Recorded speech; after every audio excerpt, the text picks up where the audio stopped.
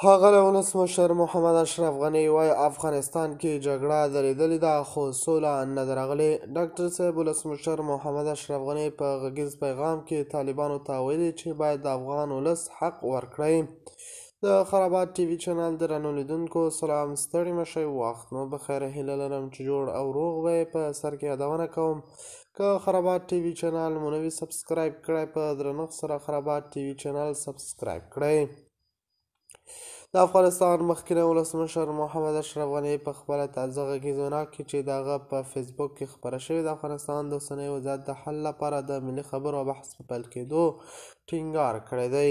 هغه په خپلو خبرو کې ویل چې هغه افغانان باید یو بل ته لاس ورکړي او یو بل ومني چې په تېرو څو لسیزو کې له یو بل سره جګړه کړې ده. نوموړي همدغه راز د طالبانو د حکومت د نوم له اخیستلو پرته وویل چې ملي مشروعیت اساس دی او ملي مشروعیت د زړونو د یو کولو او د فکرونو د یووالي له لارې ترلاسه کېدی شي. هغه ویل له ملي مشروعیت پرته منطقي او بین المللي مشروعیت ګران کار دی. طالبان تېر کال د اګست په 15 نیټه کابل ته داخل شول او بیا واک ته ورسېدل، خو تر دې دمه یو هېواد د هغوی حکومت په رسمیت پېژندلی نه دی.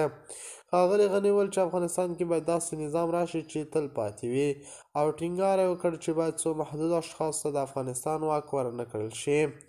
دا مهال په افغانستان کې طالبان واکمن دي او د حکومت ټول غړي د خپل غورځنګ افراد دي، خو طالبان وایي چې حکومت یې هم شموله دی. نوموړي په خپلو خبرو کې نه د طالبانو نوم واخیست او نه هم د کومې بلې ډلې، خو یې وویل چې باید تېروتنې تکرار نه شي.